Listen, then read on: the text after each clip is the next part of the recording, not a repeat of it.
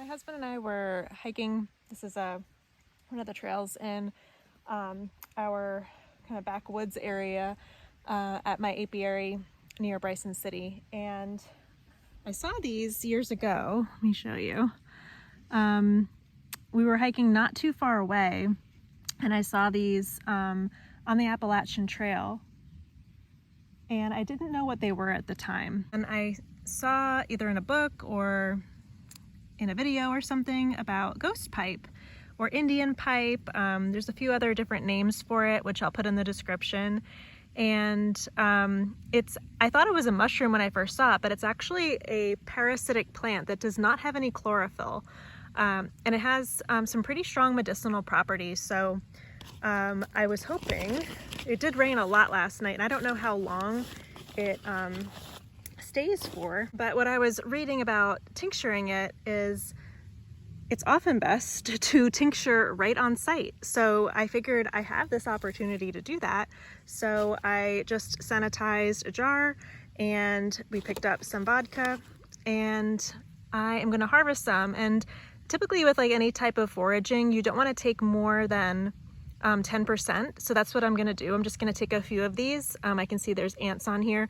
And these are actually flowers that most bumblebees are attracted to pollinate. So it's kind of a really unique plant, and happy to share this process with you. It's my first time foraging it. Look at the flower inside.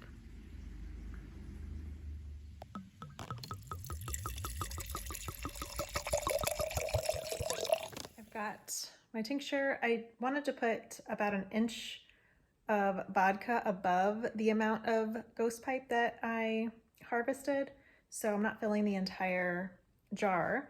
And now I'm going to let it sit for 6 to 8 weeks. I got a nice cool dark place for it to hang out, and allegedly it's supposed to turn a very deep purple color, which I feel is really interesting considering it has no pigment in it at all.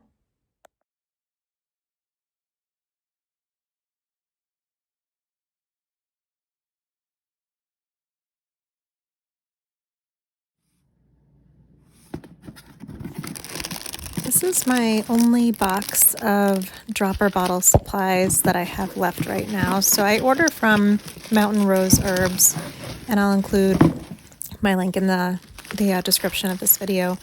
I don't know how many bottles I have left, so I may not have enough, but let's see.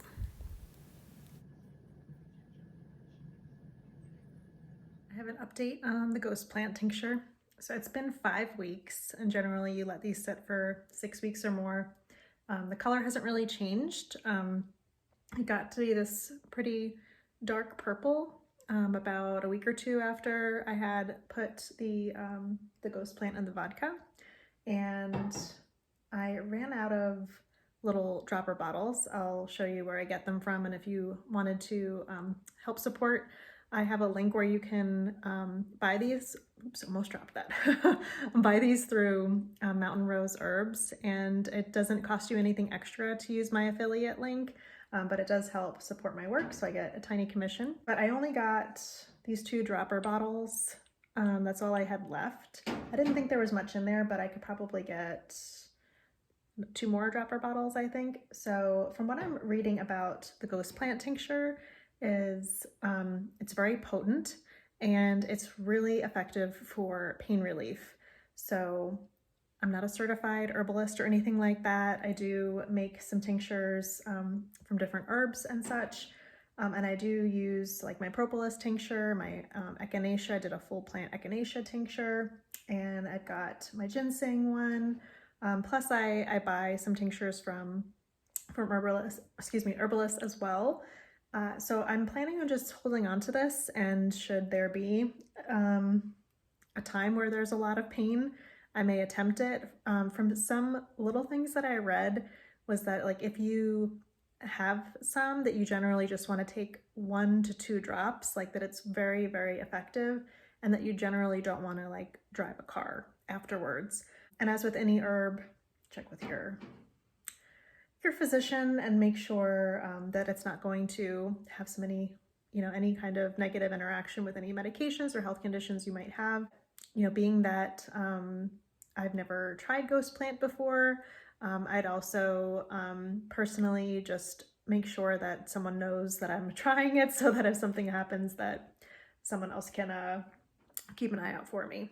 And you might be spotting over my shoulder here, I've got the extractor behind me, so I will have a mountain honey update shortly.